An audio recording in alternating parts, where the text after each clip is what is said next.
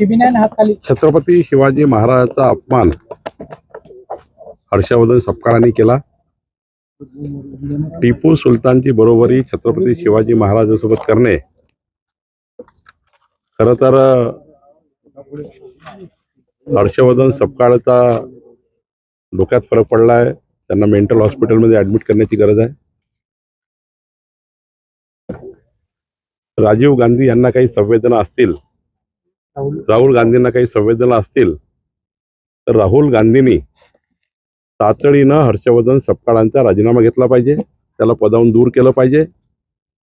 आणि जर हर्षवर्धन सपकाळचा राजीनामा घेतला नाही तर राहुल गांधी सुद्धा हर्षवर्धन सपकाळचं समर्थन करताय असं होईल। आणि त्यामुळे जे काँग्रेस पार्टीचे कार्यकर्ते रस्त्यावर येऊन असे घाणेरडे आंदोलन करतात आहे,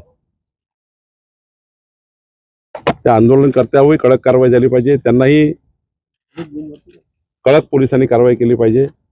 संपूर्ण महाराष्ट्राच्या जनतेमध्ये रोष आहे।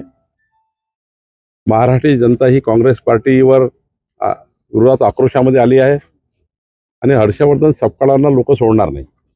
तर ज्या गावात जातील, ज्या शहरात जातील त्या ठिकाणी हर्षवर्धन सपकाळला लोक सबक शिकवतील। खरं तर हर्षवर्धन सपकाळनीच राजीनामा देऊन टाकला पाहिजे। राहुल गांधीची वाट बघू। राहुल गांधी सुद्धा याच्यामध्ये त्यांच्याही भूमिका मान्य आहे का राहुल गांधीला, हेही बघावं लागेल।